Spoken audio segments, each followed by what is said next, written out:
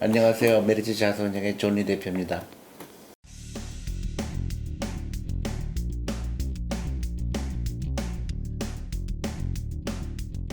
제가 유튜브를 하게 된 동기는 그거예요. 그 한국이 굉장히 그 선진국이 됐는데도 불구하고 네. 금융 문맹률은 세계에서 가장 높은 나라 중에 하나예요. 그래서 너무 안타까워서 왜 열심히 일을 했는데 노후 준비가 안 될까? 왜 노인층 빈곤율이 세계 최고일까? 그래서 알려주고 싶어요. 돈이 일하게 하는 걸 알지 못하면 우리나라 일본처럼 된다. 일본에 가장 노후 준비가 안 된 나라거든요. 신문 기사 인터뷰도 하고 방송에도 출연했는데 효과가 없는 거예요. 그래서 내가 직접 얘기를 해야 되겠다. 그래서 유튜브를 시작하게 됐는데, 그리고 유튜브뿐만 아니라 제 전국을 다녔죠. 그래서 금융 문명에서 벗어나야 된다. 오늘 아침에 누가 또 이런 장면 편지 보내주셨어요. 유튜브 보고 자기가 너무너무 좋다는, 거의 매일 이런 편지가 오고, 노후 준비 해야 된다는 걸 알았다. 그런 것도 있고, 젊은 분들이, 어, 내가 그동안 살던 라이프를 바꾸고 있다. 명품 사고 그러던 거를 다 끊고, 그리고 어떤 분은 사교육을 진짜 자녀들 사교육을 끊었더니 이렇게 좋은 일이 있는지 몰랐다. 그리고 실제로 돈이 모이더라. 다행해요. 옛날에는 연세 드신 분들만 왔는데 젊은 사람들이 금융을 알고 싶다고. 그래서 주식 철학은 어떤 환경에 따라서 변하지가 않아요. 그러니까 주식 투자하는 이유는 노후 준비하기 위한 가장 빠른 수단이에요. 가장 효과적인 수단이에요. 근데 그게 좀 더 부각이 됐죠. 코로나 때문에 사람들이 집에서 가만히 있다 보니까 정말로 내가 중요한 게 뭘까. 그렇지만 그것 때문에 내가 주식을 이런 방향으로 해야 되겠다. 그건 아니에요. 주식 하는 방향이 똑같아요. 좋은 주식 사갖고 오랫동안 갖고 있으면 자연스럽게 부자가 되는 거죠. 그런 진리는 변하지 않아요. 근데 좀 더 내 라이프 스타일이 경제 독립, 노후 준비 이런 거에 정말로 더 신경을 써야 되고 한 살이라도 어렸을 때 해야 된다는 거. 그래서 우리나라가 경제 대국이 돼야 된다는 거. 이런 식으로 가면 가난한 사람이 너무 많이 생겨요. 많은 사람들이 나한테 질문을 그렇게 해요. 지금 주식 가격이 1300까지 떨어질 때 그때 샀으면 좋았을 텐데 지금 다시 또 2000이 더 회복됐잖아요. 그래서 지금 사도 되냐고 물어보는데 주식은 그렇게 투자하는 게 타이밍을 맞추는 게 아니고 2000 때도 사고 3000 때도 사고 1000 때도 사고 기계처럼 사는 거예요. 타이밍을 맞추려고 하는 거는 투자가 아니고 그거는 카지노에 가는 거죠. 알 수가 없는 거를 맞추려고 하는 거거든요. 어떤 사람이 지금 삼성전자 주식을 사는 게 좋을까요? 그래서 그걸 내가 어떻게 알아요? 알 수 있는 사람은 이 세상에 한 명도 없어요. 다만 내가 10년, 20년 기다리고 나면 그 기업의 가치는 커질 것이다. 그거를 믿는 거예요. 단기적으로 생각하는 사람과 장기적으로 생각하는 사람의 차이죠. 그러니까 철학이죠, 철학. 그래서 우리는 그런 주식이 없어요. 그러니까 단순히 기다리라는 게 아니라 이 회사가 돈을 계속 벌 거냐 안 벌 거냐에 초점을 맞춰야 되거든. 그리고 우리는 옛날에 더 이상 투자를 안 하기 시작했죠. 경쟁력이 떨어지는 거를 예상을 한 거죠. 그러니까 주식을 하는 거는 어떤 가격을 맞추려고 하는 게 아니라 그 회사의 가치가 앞으로 더 올라갈 것인가, 돈을 더 많이 벌 것인가 안 벌 것인가에 판단을 해야 되는데 조선업이나 자동차는 한국의 경쟁력이 더 이상 유지되기 힘들 거라고 생각을 했고 그래서 판 거죠. 대신에 우리가 투자했던 거는 이제 앞으로 돈 벌 것 같은 경우는 이제 게임이라든가 엔터테인먼트라고 그러죠. 그런 데라든가 여행이라든가 서비스 업종 많이 투자를 했죠. 아니요, 저는 만약에 사교육비를 쓰는 것보다는 사교육의 업종에 있는 주식을 사는 게 낫다고 생각하는 건데 네. 그 가격이 일단 문제고요. 그 사기업 그런 주식의 가격이 비싼가 싼 것. 두 번째로는 지극히 짧은 기간이잖아요. 그 주식이 좋다 나쁘다 판단하기 힘들죠. 근데 사기업비에 돈 쓰는 것보다는 100배 낫지. 대부분 한국 사람들 잘못 생각하는 게 부동산을 먼저 생각하잖아요. 집은 필요 없어요. 주식이 있어야 돼요.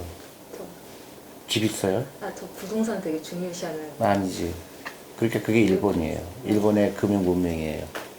그러니까 부동산하고 은행 예금만 일하는 돈으로 생각하고 있거든. 그 둘은 일하는 돈이 아니거든. 부동산이 확장성은 없잖아, 부동산이. 50평짜리가 30년 기다렸다고 100평 되지 않죠. 주식은 그게 되거든.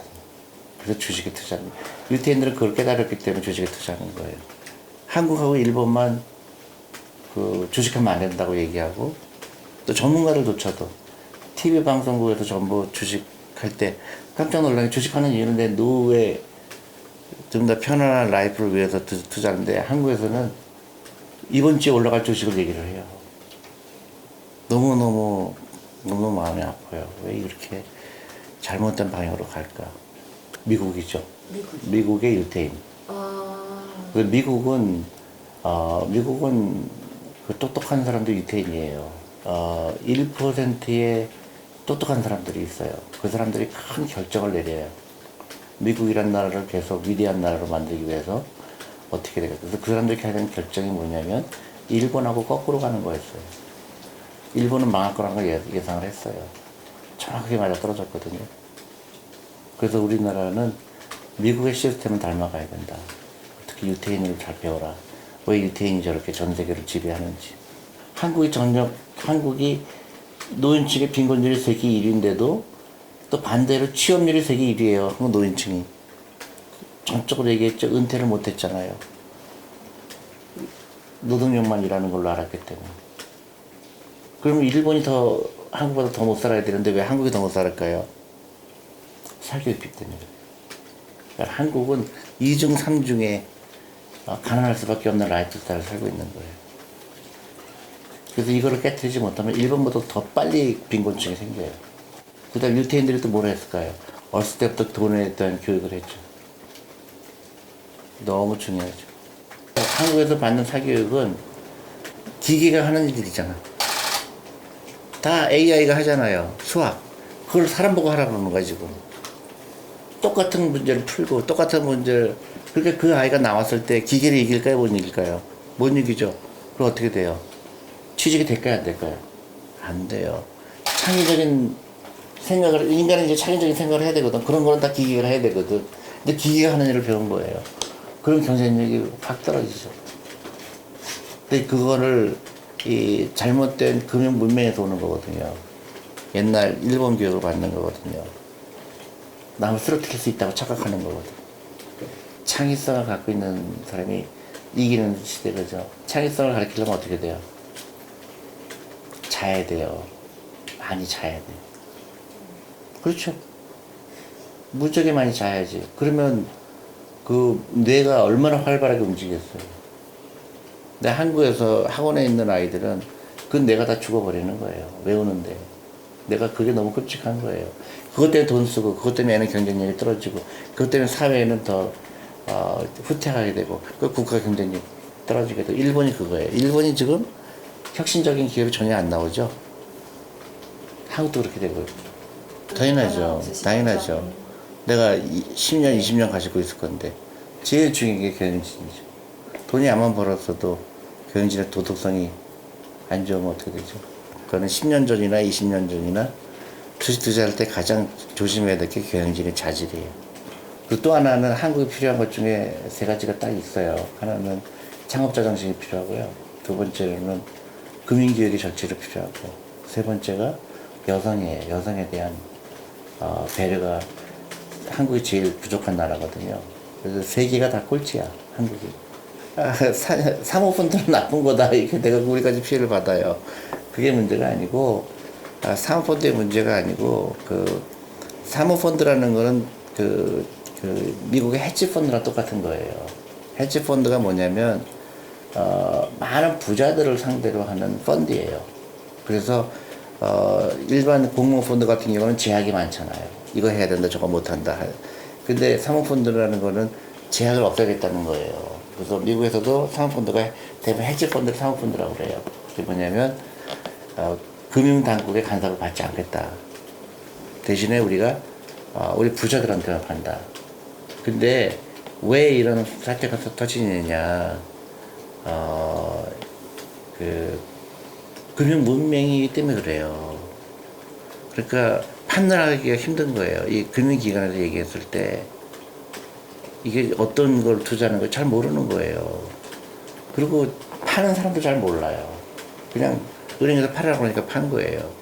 그래도 은행도 잘 모르는 경우가 많아요. 그리고 그리고 또 하나의 결정적인 문제는 너무 일반 다수한테 판 거예요. 이거는 그 돈이 없어져도 내 생계에 문제가 없는 사람들한테 팔아요, 보통. 근데 이거는 뭐 온 재산을, 내 노후 자금을 다. 근데 그게 이 한국이 그런 어렸을 때부터 금융교육을 안 가르쳤기 때문에 그런 거죠. 아니 근데 그러니까 지극히 잘못된, 그러니까 네. 사모펀드라는 거에 대한 이해를 잘 못하는 거예요. 그러니까 미국 같은 경우는 미국도 사모펀드로 해서 이 사기꾼들이 많아요. 금융감독의 잘못이 아니고 사기꾼인 거예요. 그러고 보면 FBI가 떠요. 금융감독원이 뜨는 게 SEC가 뜨는 게 아니라 그 미국의 FBI가 뜨는 거예요. 근데 이제 문제는 은행들이나 이런 데서 너무 쉽게 팔았던 게 문제지. 그렇게 되면 이제 은행이 잘못될 수가 있죠. 우리 은행. 그렇죠. 이제 그런 거에 대해서 좀 세심함이 필요하지. 근데 금융당국의 문제는 아니에요. 각자 네. 금융 지식이 있어야 사기를 안 당하죠. 그게 정말 중요한 거죠. 세상에 공짜 점심은 없어요. 자기가 그 금융 지식을 아는 게 제일 더 중요하고 누구를 블레임하는 거, 누구를 나는 이것 때문에 안 된다. 그거는 좀 잘못된 문화예요. 내 잘못이에요. 잘못된 한 사람의 지식이 계속 그걸 당연시 여기게 되고, 그러니까 금융 문명은 전염병 같이 옮기거든요. 그러니까 한 사람의 잘못된 생각이 그 옆에 사람한테 당연하게 여기거든요. 근데 그런 거는 이제 점점 고쳐 나가야 될 일이죠.